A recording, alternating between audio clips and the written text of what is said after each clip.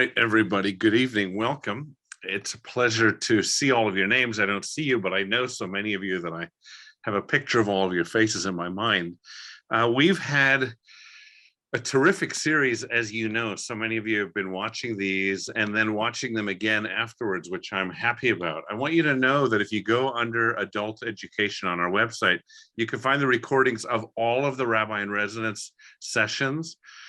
And I'll remind you of whom we've had the pleasure of hearing, and this is really a credit to you, Wendy Levenson, who's organized this series and worked so hard on it. So we started with Rabbi Moshe Brisky.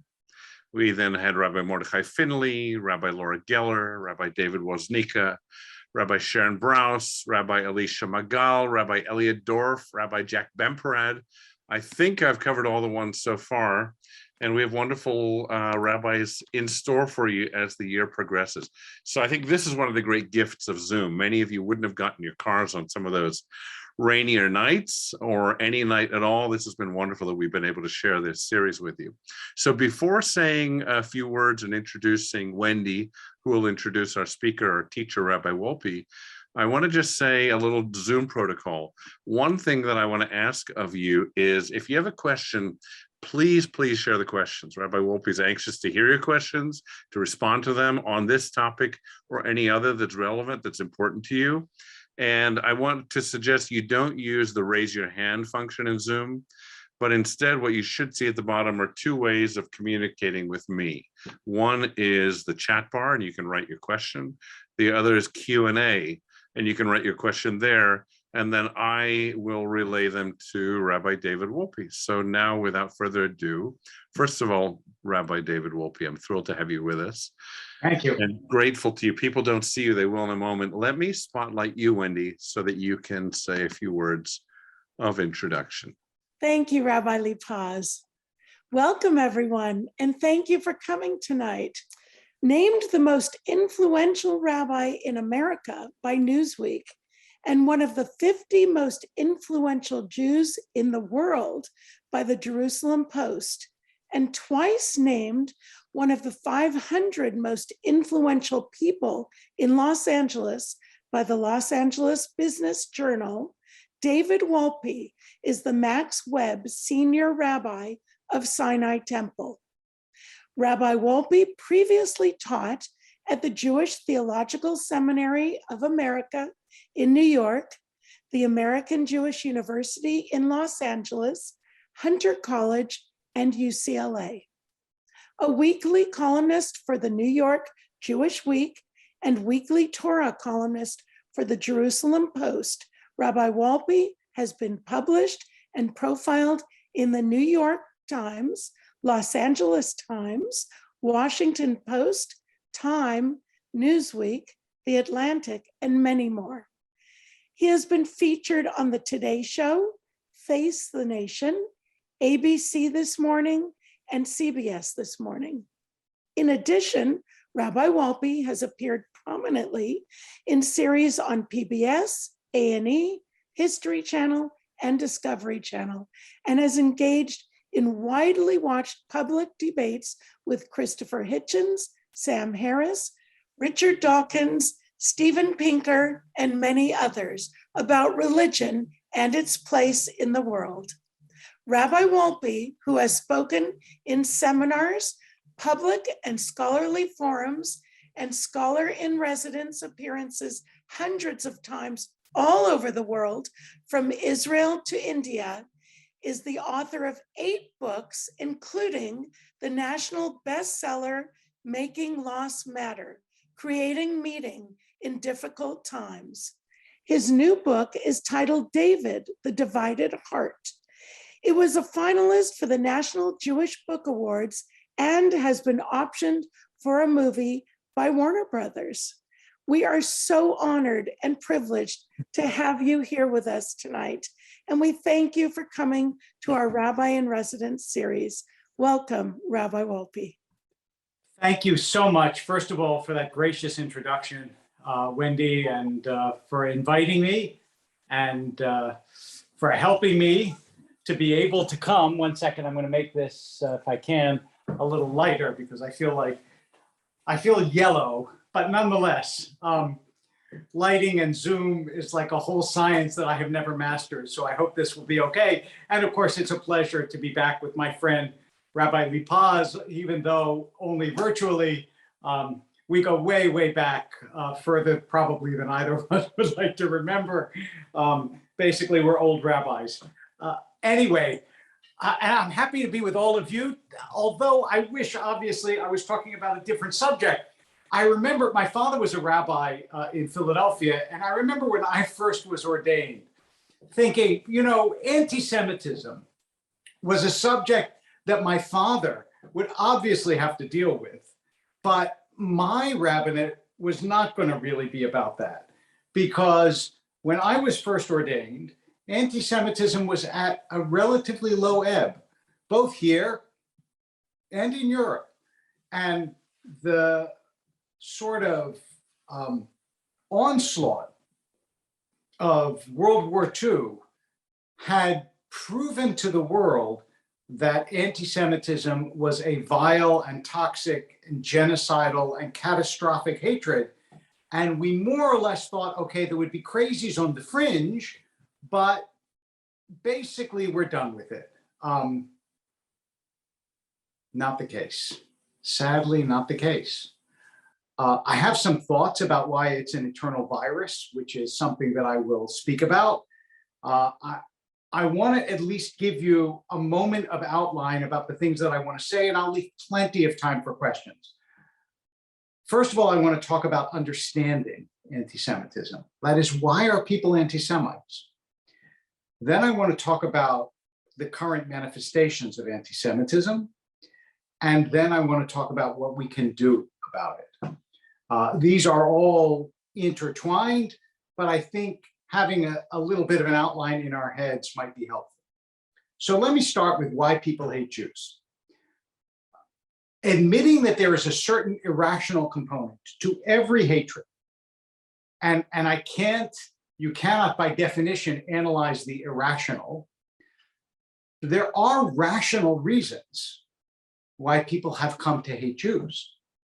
And they start with the reality that there is built into the human character a distrust of the other. If you've ever gone to a playground and watched a new kid come to the playground, what do the other kids do? Do they say, oh, look, a new child, let us share our toys with him? No. They say, oh, a new kid.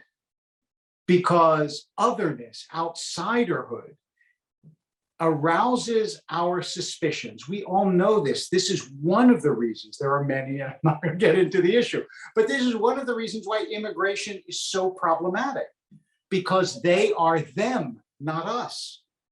And Jews, for most of human history, were the identifiable other.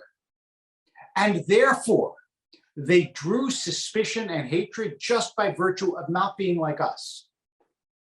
And that has gone on for thousands of years. It was true in Egypt. It was true in Babylonia. It was true in medieval France, in the lands of the Mizrach, in Yemen, in Morocco, in you name it. There was this group whose customs and ceremonies and ways of being were identifiably different and therefore of suspicion. And the more, by the way, that Jews understood and trusted each other, the more those on the outside said, look at that, they're all in a group together and they're not part of us. That's one aspect of anti-Semitism. Another aspect of anti-Semitism is that Jews both introduced to the world a certain kind of monotheistic morality. This touches on my favorite definition of anti-Semitism. It's very like a rabbi to have a favorite definition of anti-Semitism, but I do. Maurice Samuel, when asked why people don't like Jews, he said, nobody loves their alarm clock. And Jews were the ones who said, you should not do this, you should not do that, you should not do the other thing. It's immoral, it's an offense against God to act that way. If you read, for example, Greek myth, it's all about what you do to the gods. But if you read the Torah, it's all about what you do to each other. And therefore, there was a moral constraint that the Jews represented, and that was uncomfortable. And then Jews were successful. And this is, whatever the reason, and that's a separate discussion that we could perhaps get into, but I don't know that there's any reason to. The truth is that every time the walls burst open, the Jews came out of the gate at a sprint, not at a walk. In my own community, there's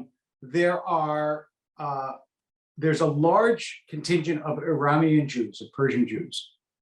Now, they're literally 2 generations away from the ghetto, and yet they are a fabulously successful community in Los Angeles.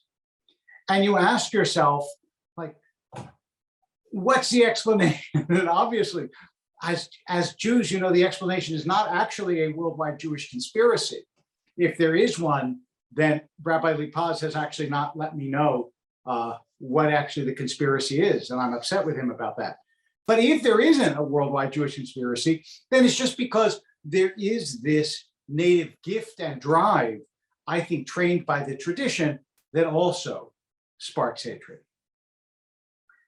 I don't want to suggest that those are the only reasons. There are individual reasons and there are certain historical reasons. And the most potent of them, which I should mention, is that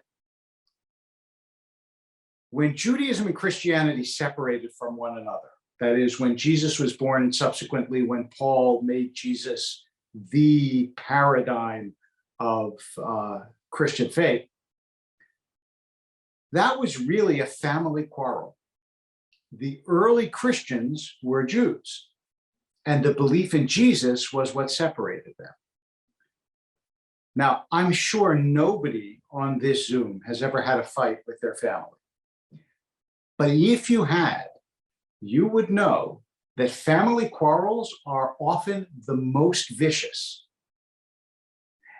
And what happened in the New Testament is that a family quarrel became enshrined as a permanent anathema, a permanent curse on the Jewish people.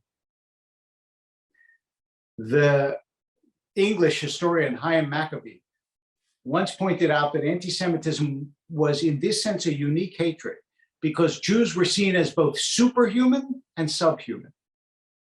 That is, they controlled the world and yet they're vermin. And in analyzing why, he said, the vermin part, the subhuman part, is the natural idea of hatred. When people hate other groups, they always think they're less than the haters group is, right? White supremacists think blacks are less, Jews are less, so on and so forth. And yet at the same time, Jews control the world. They're superhuman. And his answer was that you cannot kill a god unless you are superhumanly evil. And therefore, anti-Semitism has this strange combination of power and degradedness that makes it different from other hatreds. So now that we've given at least some account of where anti-Semitism comes from, and you could, believe me, multiply this numerous times, and perhaps in the questions we will. Now let's talk about anti-Semitism today. It is no surprise to you that anti-Semitism today exists all across the political spectrum, even though in somewhat different forms. Anti-Semitism on the right tends to be the anti-Semitism of violence in particular. More anti-Semitic hate crimes of violence by far are committed on the right than on the left. And this is no surprise because after all, the Ku Klux Klan and Nazis and so on have long been a bête noire of the Jewish people, both in Germany and outside of Germany. And so somebody who takes to the gun or to the bomb to try to kill Jews, this is a story we know all too well. Anti-Semitism of the left is also not as new as some people seem to think it is. because all you have to do is go back to communist Russia and to some extent communist China, but especially communist Russia, where even though many Jews were communists, the communist movement eventually became virulently anti-Semitic. Stalin's death saved many, many, many Jews. And the left, the tropes of the left, the far left, now I'm talking about what I'll call the far left, and we'll get to other manifestations of it in a minute, have been long antagonists of the Jewish people. Of late, the progressive left, parts of the progressive left, because I don't want to tar it all with one brush, and I don't think it's fair to do so, but parts of the progressive left have bought into this same narrative, in a sense, tying it to Israel. And here, I think it's worth a little bit of an excursion on Israel and anti-Semitism. It is not anti-Semitic. I think everybody on this call will agree. I hope you will agree to criticize Israel. If so, then every Jew alive is anti-Semitic. I've criticized Israel. Every Israeli I know has criticized Israel. A Jew without criticism is like, a day without sunshine. There is no such thing. We all have criticisms. We all know better than any Israeli, obviously, how Israel should be run. That's why we're Jews. It's like Ben-Gurion's famous line to I believe it was to Truman, where Truman said, "You don't know what it's like to be the president of 200 million people." And Ben-Gurion said, "You don't know what it's like to be the president of 3 million presidents." However, the assumption that Jews are the only ones who don't deserve a land of their own, the idea that Israel is a colonialist settler apartheid state, the condemnation of Israel in absurdly disproportionate amounts in the United Nations, where China gets one condemnation and Yemen gets one condemnation and Israel gets 40, is almost impossible to explain absent the deep-seated distrust and dislike of Jews that goes back hundreds and even thousands of years. And the idea of multicultural, intersectional Jewish belittlement has clearly some element of anti-Semitism. Now, we have to be careful, and here's where I want to caution you. I really do. I always try to go first to ignorance before I go to anti-Semitism. By which I mean, when someone expresses anti-Semitic, what I believe are anti-Semitic attitudes about Israel, my first assumption is they don't know what they're talking about. My first assumption is not they hate Jews. Because if you ask most Jews, tell me, what do you think of Kashmir? What do you think of Chechnya? They don't know anything. And the same thing is true of the Middle East. Jews have this sort of inflated idea that everybody spends all their time talking about Israel like we do. But actually, they don't. I spoke today to a 24-year-old woman who lives in Los Angeles, who said to me quite honestly and innocently, "What is anti-Semitism? What does that mean?" And you might be shocked that she doesn't know, but you know what? She grew up in Texas. She knew that some people didn't like Jews, but she never really gave it much thought. And the term anti-Semitism literally never crossed her plate, even though she went to college. So we have to realize that the world does not actually revolve around Jews, and people can have very negative stereotypes of Israel without being anti-Semitic because they don't know anything. But there are also people who know things, who have very negative views of Israel, and those views are based in part, at least, on a dislike to a hatred of Jews that make it possible for them to see Israel as uniquely evil in a world in which there's plenty of evil to go around. And Israel is very different in its situation from most other places. You know, my two favorite questions, just to give you a little rhetorical ammunition, that I always ask about Israel when we're talking about this are one, I say, what do you think the United States would do if Iran took over Texas? And when Americans think about that for a minute, what they know is that Texas would be obliterated in a second. And yet, I say, Israel, for most of its history, has been surrounded by the equivalent of Iran's. And remarkably, none of them have been obliterated, even though Israel has had the military capacity. Which leads me to the second question, which is, if tomorrow the Palestinians had the military capacity of Israel, and Israel had the lack of military capacity of the Palestinians, how many Jews do you think would be alive at the end of the week? And when you ask those questions, you start to recognize that our geostrategic position is radically different from Israel's. I had a group of students that was brought to me from NYU Abu Dhabi, okay?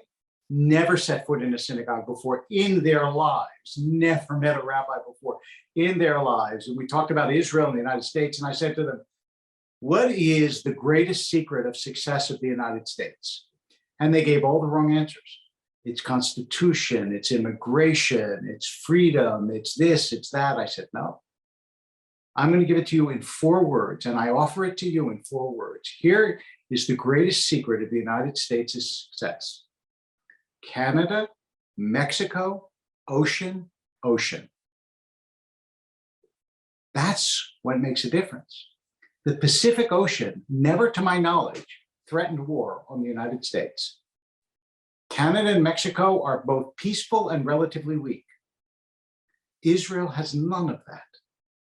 What happens when you surround people by enemies sworn to destroy it? It's a very different dynamic.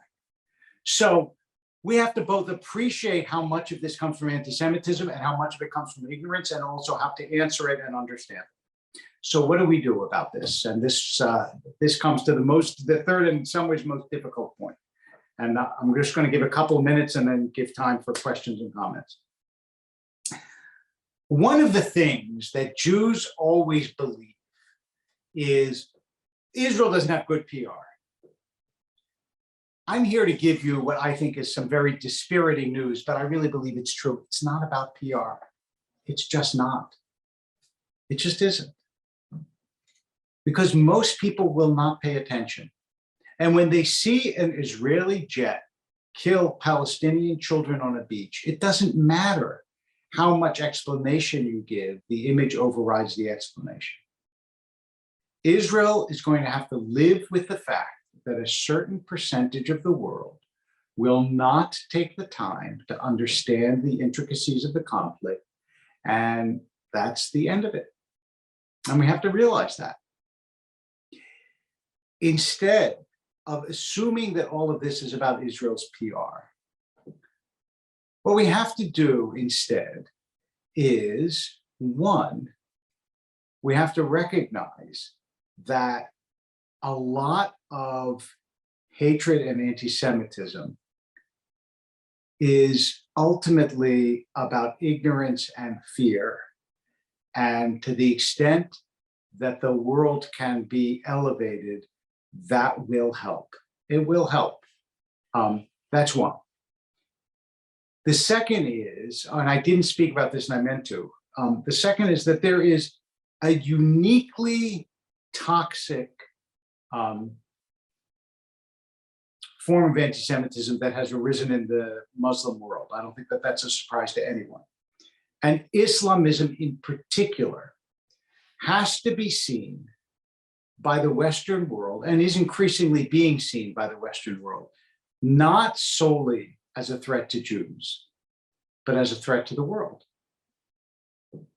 And one of the things that Jews have to do better is make allies in both the Christian and the Muslim world against the toxicity of anti-Semitism, without insisting that we agree on everything. That is, there can be Muslims who really don't like Israel and think that the Palestinians have suffered way beyond what is warranted given Israel's situation, who still aren't anti-Semites and will make common cause against anti-Semitism. And we have to be willing to ally with them because, after all, people are allowed to disagree with us and see a very difficult situation in complex ways, and we need allies and help. Also, to the extent that it is possible, Jews have to give each other a little bit of a break. I know that Jews on the right can't stand Jews on the left, and Jews on the left can't stand Jews on the right. And every discussion of anti-Semitism and everything else resolves into the same binary right-left conflict. But I tell you now, that will not work and it will not help. Jews who tell you, for example, abandon the Democratic Party are making a terrible, catastrophic historical mistake. Jews cannot afford to be associated with only one party in a country which is so evenly divided that both parties will end up having power. And what happens when a party feels like the Jews have entirely abandoned it? And at the same time, when the Republican Party does things that are good for Israel, good for the Jews, the fact that you don't like other things that the Republicans do is not the issue. We have to be more complicated than to see things in such absolutist terms, right or left. And I mean, I could talk about this a lot because it bothers me a lot, but I will leave it at that with the assumption that at least you know what I mean, even if you don't agree with what I'm saying. And so a certain amount of complexity, a certain amount of patience, a willingness to ally with people who don't agree with you in everything, whether they are of your party or of your religion. And then also, I think, a vigilance that does not shade into hysteria. Not every unwise comment should be compared to Hitler. Please, really.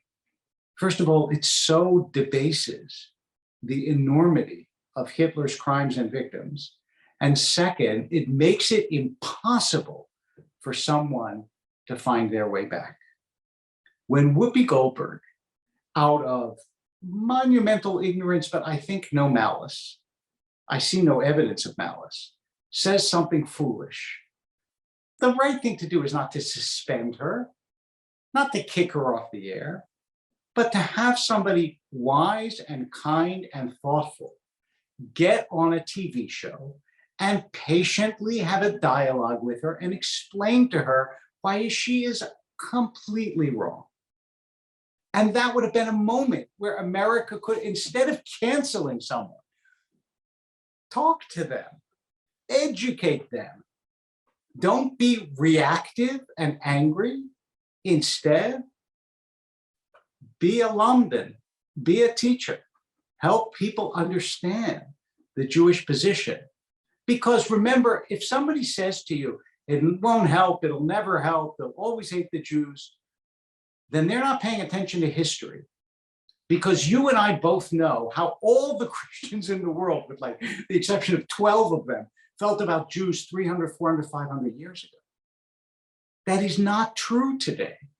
Things can change. The Christian world is not the same. And so we have to be not the same.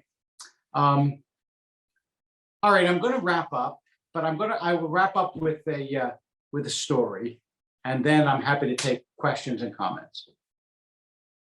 So, you know, Jews don't talk very much about heaven and hell. We do talk about the world to come, but not so much about heaven and hell. But there is a word for hell in Judaism, Gehenna, as some of you know. And Gehenna was a real place. It was a valley right outside the walls of Jerusalem, still is, a valley right outside the walls of Jerusalem, where in ancient times, Canaanites used to sacrifice children. And that's why the Jews called it Gehenna, called it hell. about now 35, 40 years ago, some archaeologists were excavating in hell. And they found the oldest bits of Torah in the world, rolled up silver amulets that you can actually see if you go to the Israel Museum. And they dated from the destruction of the first temple, 586 BCE. Okay, so we're talking more than 500 years before the Dead Sea Scrolls. And when they finally got them open, they found this oldest piece of Torah in the world read, Yivarech Hashem v'yishmerecha, Yair Hashem panav elecha v'yichuneka, Yisah Hashem panav elecha v'yashem v'shalom. May God bless you and keep you. May God's countenance shine upon you and be gracious to you. May God be with you and give you peace. Which means that the oldest bit of Torah that we Jews have in the world is a blessing of peace that was snatched from hell. That's what we do. And I hope, God willing, in our day, we will keep doing it. Thank you. Amen. Thank you. I want to thank you very much, Rabbi Wolpe. I also see a few people have commented, just echoing what your sentiments were about Whoopi Goldberg. My sister-in-law Annette says thank you, and echo we missed a meaningful teaching moment. We did. And I just want to say to anybody who wants to chime in with a question or a comment, please use this opportunity. And you can use the chat bar at the bottom, or you can do the Q&A. Just don't do what some of you are doing, which is texting me on my phone. It's probably not the most efficient way to reach us. All right, let me add a spotlight. And what I want to ask you while we're asking for other people's questions, one of the feelings I think that Jews have is that we are victims in the sense that we're powerless to change anti-Semitism. We feel within ourselves that it's a them problem, it's a their problem. We can't actually move the needle in any way. What do you say to that assertion? Do we have a role in changing anti-Semitism, affecting it in any way through our behavior, through education? And well, is that effective? It certainly is true that anti-Semitism is a problem of the anti-Semite. It's not a problem of the Jew. And you know, every time we say, oh, people are anti-Semitic because there's a Bernie Madoff, well, there are other hateful people, but nobody says, oh, look, all the Presbyterians do this. So what I would say is, it is helpful for us to be educators. But ultimately, you can't, I mean, one of the basic realizations of human beings is you can't change someone else. You can give them the tools and the opportunity to change. You can't change your spouse. How are you going to change an anti-Semite? You can't change your kids. How are you going to change an anti-Semite? You do the best. You can't change yourself. So no, it's not ultimately our responsibility, but it is our task to do our best to explain our case.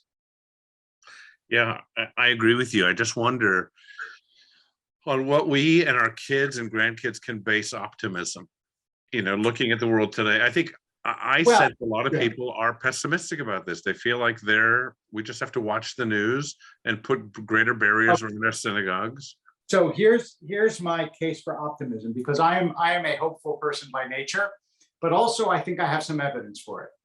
First of all, you're a hell of a lot better off than you would be 70 years ago in Eastern Europe, or 80 years ago in Eastern Europe.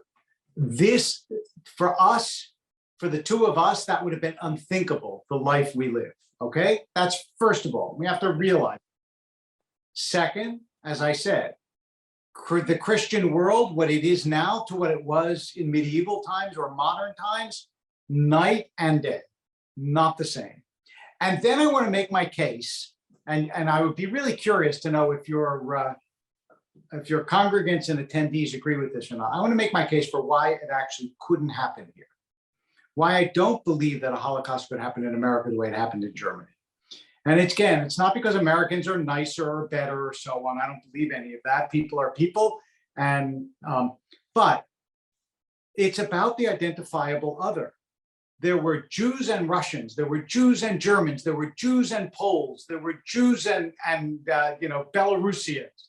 There aren't Jews and Americans. America is congeries of so many groups.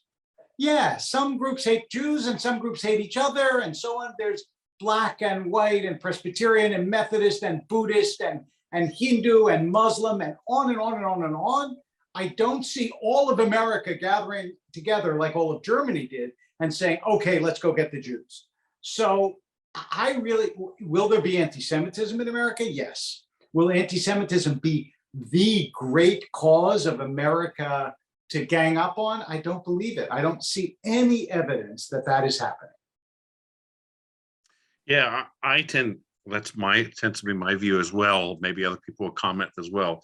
I wonder, during the pandemic, every age and situation offers crisis and opportunity. And I've never seen Israel in the news in general, left and right, as often as it has been. When you hear the BBC referring to Israel positively in terms of what we're learning from Israel about COVID and all these different, news outlets, I'm just wondering if there's any benefit that we've gained through Israel being the teacher in chief, let's say, during this pandemic. I don't know. It's an interesting question. I don't know the answer to that. I'm not sure that the compartmentalization of people doesn't enable them to say, okay, I'll get this from Israel. But just like will I take the vaccine that the Jews invented? Yes. Do I still think that the Jews are terrible and rule the world and want to kill me? Yes. So I'm not sure that I'm less sanguine, I'm less optimistic than I used to be, that because the Jews have made all these wonderful contributions to the world, people will like us.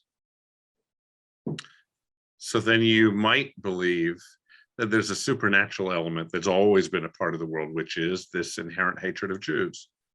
That it's not just about human nature. I wouldn't call it supernatural.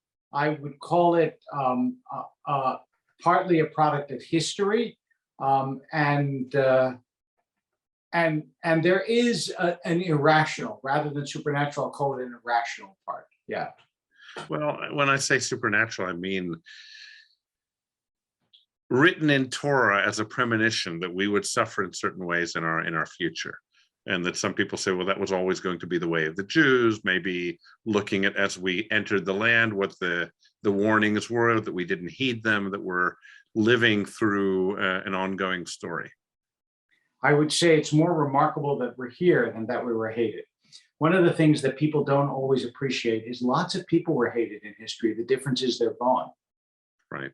A lot of all those tribes in the Torah always amazes me, like the Jebusites. Right. If you went back into ancient history and you pulled the Jebusite aside and said to them, by the way, I want you to know the only reason you're ever going to be remembered is because you're going to be mentioned in the scripture of those Jews in thousands of years, the Jebusite would have thought you were crazy. The Babylonians, they were the biggest empire in the world. Gone. So I think that there's more supernaturalism in our survival than in our being hated. Yeah, I hear you. Let me see what other people are saying or asking. Let's see. Eleanor, Stan says, because of anti-Semitism, Rabbi Wolpe, do you think immigration to Israel will continue to increase? Let me give you three questions at once. Mm-hmm. Eleanor, well, Lori Rudner says, how can anti-Semitism on college campuses be handled? Let's address that for sure. And a third, and I'll remind you if you forgot number one or two, there's a Jewish leader whose name and position I don't remember, she says, who came on the air the day after Whoopi's words and before she was absented. And he explained why she was in error and she apologized and stood corrected. I saw both shows, this woman says, Eleanor says, the days they aired. I couldn't believe that they absented her after her apology. Yeah. So the three items, if you want to address them. I remember all three. Yeah, go ahead. Start with immigration. There's more immigration from France, certainly. Right. From the United States, I don't know. I think American Jews are still fairly comfortable here. And I think it would take a lot more than has happened yet to increase that immigration to Israel, but it may happen. College campuses are difficult because college campuses are hotbeds of radical progressive leftism, which right now is very anti-Israel, deeply endemically anti-Israel. And what happens as a result, and I say this from a lot of experience in this, is that there's a core of people who really believe this, and then the vast majority of students, if you ask them, will say, yeah, I agree, but in fact, they don't care and don't know. So I think that the battle in part has to be to make pro-Israel advocacy socially acceptable, but that's a battle. That is a battle. And by the way, again, I know I'm optimistic. I know I'm hopeful. Okay, I confess to that at the start, but everything changes. Everything changes. You know, that which we think, this is this presentism bias. That which exists today will not exist always. And just as there was a time when campuses were very pro-Israel, it doesn't mean that campuses will stay anti-Israel. And it doesn't mean that leftism won't change. And this is a worldwide movement. It's not just on American college campuses. It's on college campuses all over the world. And those kinds of things happen. It's just like, you know, when people ask, why is it that the conservative and reform movement are having so much trouble and orthodoxy is flourishing? I remind them that that's true in every religion right now. It's true in Christianity that literalism and fundamentalism are flourishing. It's certainly true in Islam. It's true in Hinduism. And as my grandmother used to say, you know, in Yiddish, Jews are like other people, only more so. That's the way we function. But that doesn't mean it'll be that way in a week or a month or a year or 10 years. And I'm not saying that you should therefore ignore it, but I'm also saying that you shouldn't despair. Yeah, I agree. Beth, let me ask your question or pass it along to Rabbi Wolpe. How do you recommend, she asks, that we educate someone who says something anti-Semitic if we don't feel educated enough ourselves to answer them? It's a great question. It is a great question. So you find somebody who is, or you find a book, or you find some means to educate them, or you ask your rabbi. Or you say to them, you know, look, I really think that's not true. I want to ask someone and see if I can get back to you on it. I mean, there's no other way to do it. It's true of anything we don't know about. And nobody can be an expert on everything. We're all ignorant, just about different things. So that's the only way I know.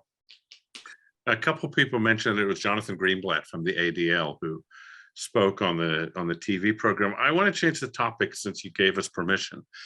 Sure. And ask you about shul life as you see it coming out of a pandemic. What do you predict? What do you see? What do you see as the opportunities that we have right now? It's been very, very hard. I mean, it's not been easy for anyone, but it certainly has not been easy for synagogues, because the lifeblood of a synagogue is to gather in person, and Zoom is just not the same. Okay, so there are about 100 people on this Zoom right now, all right, roughly, give or take. How many of them are looking at their phones? My guess is a lot. And I don't blame you for that. I'm not saying, why are you not riveted by my, you know, by my lit up punim sitting here in Los Angeles in my study. But if we were in person, it would be different. I'd be able to look you in the face. You'd be able to look me in the face. And that's what synagogues are made of. And so unless we are able to somehow orchestrate a return to looking one another in the eye, I'm very worried about the future of synagogue life. And it is my hope that this is a pause and not a break. But I don't think anyone knows yet. I really don't, since this is unprecedented, certainly in our lifetime, and maybe in history, because we don't have before this, we didn't have technological tools. I mean, I actually, interestingly enough, my synagogue has a bulletin from the 1918 pandemic. And it says after the pandemic that people rushed back to the synagogue to be together again, that the synagogue closed for several months, then they rushed back together. But now we have Zoom, now we have Skype, now we have Netflix. I don't know. Yeah, it's interesting what I've seen in our synagogue is that there are people who by nature are more anxious than others, and they tend to be self-protective more than others. And there are people who are, what do you call them, early adapters. As soon as there's an opportunity to gather, they're coming through the door holding a vaccination card and homemade mask. They're trying to find their way in. That's another issue, is at least in our synagogue, and I don't need to go into it in detail, but there's been tremendous, and tremendous here should be underlined 17 times, controversy over vaccines and masks. So that too has become political. So it's not easy. Yeah, by the way, that's a good point. Everything's become political, right? Yes. Is there a wise way in a conversation or even in our own minds to decouple everything from politics? I mean, I understand the theory that everything's political inherently, but how do we decouple it so we can engage with each other? You can decouple some things from politics, other things not. And I think that there are a lot of reasons why things have become so political. And one of the reasons why things have become so political, honestly, is the decline of religious faith. People who their faith used to be their life, now their politics is their life. And I mean, there's a lot more to say about it, but it depends what the issue is. Some things can't be depoliticized, but the fact that, for example, a pandemic has become so political lets you know that unfortunately the private sphere has been reduced and reduced and reduced. And one of the other things I would say, the other reason why I believe politics has become so important is there's no more common culture. We don't all see the same movies, we don't read the same books, we don't listen to the same music. I mean, in the 60s, basically a new novel came out, everyone read it. A new movie came out, everyone watched it. But that's not true anymore. And therefore, the only thing that we all have in common is politics. So if you want to talk to somebody who you're not close to, bring up politics. They'll know it and understand it and have views about it. And that's not great. Yeah, I see a couple comments. One, Eleanor, you're saying the pandemic's not politicized in Europe the way it is here. That's not been my experience with Europe, Right. at least Great Britain. And where in Europe? In some places in Europe, it very much is. Yeah. And the other, another question, Joel, you asked a good question, which is, I think Rabbi Wolpe addressed it to an extent, but obviously you want some more clarity. Why is it that the left has become so anti-Israel, as you say? I think that part of it is, let's give the good reason first, in quotes. The good reason is because the left traditionally associates with the oppressed, and the Palestinians are understood to be oppressed. And they are oppressed. I mean, that's not understood to be. They are, obviously, you would not want to be a Palestinian. And their situation, whatever the causes of the situation, and that's a completely separate discussion, but their situation is, you're a kid born in Palestine, you would much rather be born as a Jewish kid in Tel Aviv. So one of the reasons is that there is this natural identification with people who are oppressed.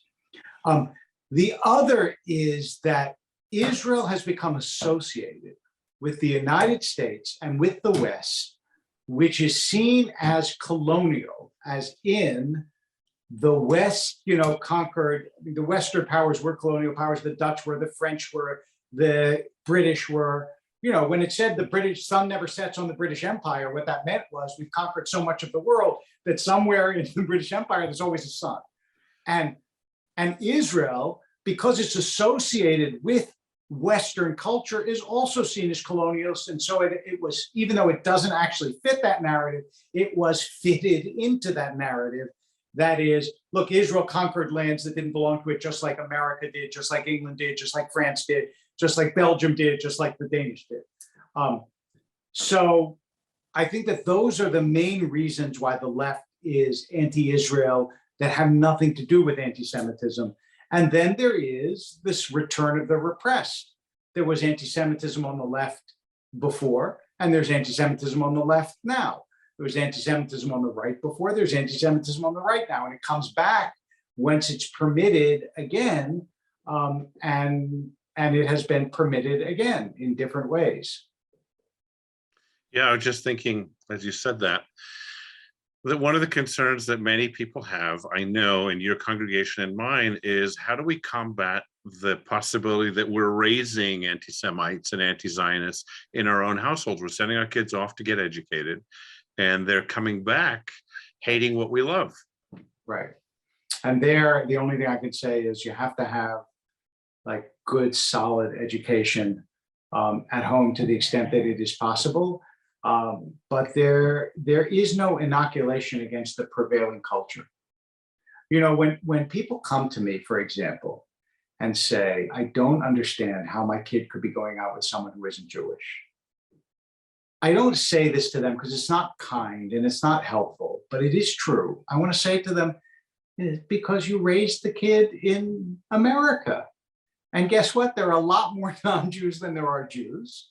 And some of them are going to be attractive. And it's not a surprise. That's part of the risk you take if you don't live in a very insular community. So yeah, it could happen. You send your kid to a good university and they're going to hear things that you and I know to be not true, but could persuade them and could ensnare them. Yeah, I don't know if you read the book. Of course, his name's evading me now, but it's called Love Your Enemies. Did you read that? It came out 2 or 3 years ago. I won't take time, but I'll just scan the shelf behind me, see if I see it. No, it's not jumping out. Great book by a columnist. And I think what he does really well is, and I think this chapter in it, chapter 7 or 8, is fascinating. He looks at how we create enemies of each other. What is animus? How is it born? He starts the book off, first of all, by telling us things we might not know about certain encounters that happened during the Trump years, certain encounters that happened between Black Lives Matter and their opponents, just beautiful little stories of humanity that you say, I wish I'd known that, instead of seeing everything as being oppositional. But another thing that he does that I think is really interesting and worth for me reviewing and other people reading is he says essentially people on the left and on the right, and I'm getting back to politics, have essentially, I think it's 5 elements that they care about. Actually, he said on the left, it's 5 things, and on the right, I believe it's 7. And he said, now let's look at what these are and how each of the groups addresses them. Let's look at social, Arthur Brooks. Thank you, Jack Vila. Arthur C. Brooks, great book. Really Yeah, he's very good. Jonathan Haidt has done a lot of this work too. Yeah. I think these are great books to read and discuss. They're great book groups. They are, but the people who are devotees of one side or the other don't read these books. The people who already are predisposed to see both sides as having some justice are the people who read these books. That's part of the problem. You know, I don't see people who are really fanatical on side A or side B reading Jonathan Haidt. Maybe I'm wrong. I hope that's true. But yeah. I don't know. I think most of us are pretty centrist in our views. Yeah, I think so too. I think most people, believe it or not, are pretty centrist and reasonable. And I think we're influencers on a lot of people. What's that theory that each one of us will influence between 18 and 60,000 people in a lifetime? Books, conversations, classes. I hope so. I really do hope so. It's just sometimes I feel as though the people that I talk to about such things are the people that I talk to about such things, and the other people are busy on social media saying this person is a jerk. They're also, I mean, that's another question when you ask about divisions, the algorithms of social media. If you have not seen The Social Dilemma on Netflix, you owe it to yourself as, first of all, it's riveting, but you owe it to yourself as a citizen of the earth. Really, I'm nothing less than that, to see The Social Dilemma on Netflix and listen to Tristan Harris speak. You think you know, but you really don't know as much as you should, or I didn't, certainly. Me too. Yeah. Listen to Tristan Harris speak about the ways in which the algorithms are jiggered to make you polarized. And so that's also hard. Yeah, well, let's resist. Yeah. We're going into a midterm election. It's only going to get uglier and more heated. And I think we've got to have, like walking into a room, a sense of what we're walking into and how we want to carry ourselves. Let's see. Annette, I'll give you the last word or a comment or question, because I want to be respectful of Rabbi Wolpe's time and all of yours. You're right. We need to be the hinges that are actively opening doors to multiple perspectives. I'd give you a big hug if I was with you, Annette. Thank you. Beautiful. That is a beautiful statement, Annette. Thank you so much. We do. We need to be hinged, which means, by the way, you have to be well oiled. So everybody should have a glass of wine. I think the single most important part of this, honestly, is to see each other as human beings. And because I know, look, I have friends on the right and on the left. I mean, and on the far right and on the far left. And they really, really vehemently disagree with each other. But when you sit down and talk to them, you realize that they're people and they have their own issues and questions and fears. And so seeing somebody as a person, a little bit of I thou, Buber was not wrong. A little bit of I thou can be very, very helpful. And that's one of the reasons why, as wonderful as Zoom is, there is nothing like face-to-face. Right. Thank you so much. On behalf of all of us, I'm really grateful to you. Good to see you. Great to learn from you. Let me ask Wendy to have the final word before the penultimate word. Just know, everybody, there's so much going on at the synagogue this month and next month, a lot. Important and great events, great reasons to come back. What we're doing is, in almost every case, when it's practical, we're giving you a way to stay home if you need to, but encouraging you to, I'll say, get out of your discomfort or get into your discomfort and find the comfort of each other. Come back to the synagogue, as many of you are already. Okay, Wendy, let me spotlight you so you can speak, and I'll thank everybody very, very much. Thank you so much, Rabbi Wolpe, for a fascinating and powerful presentation. You've given us a lot to think about. We are so grateful to you for sharing your wisdom and insight with us, and we appreciate the time that you spent with us tonight. It was an honor and privilege to have you speak to us, and we learned so much from you. Thank you for a meaningful and enlightening talk. I'd like to invite everyone to join us at our next Rabbi in Residence program on Thursday, March 24th, when we'll have Rabbi J.B. Sachs from Am Hayam congregation speak to us on Judaism's open tent, inclusion in our community. In this intriguing presentation, we will hear about how Judaism welcomes and embraces all Jews, including the LGBTQ community, people of color, the disabled, blended families, and more. Rabbi J.B. Sachs is the first openly gay conservative rabbi, and he will integrate his experiences into this session and direct our thinking on how we ourselves welcome others. Although we usually meet on the third Thursday of the month, in March, we'll be seeing you on the fourth Thursday due to Purim. You can find us on our website at vosla.org, and please contact me if you would like to sponsor a rabbi. We look forward to seeing you next month on March 24th, so be sure to mark your calendars for a very thought-provoking talk. Thank you for coming tonight, and I wish you all a wonderful evening. Good night. Good night, Rabbi Wolpe. Thank you, Wendy. Thank you very much. To all of you, be well.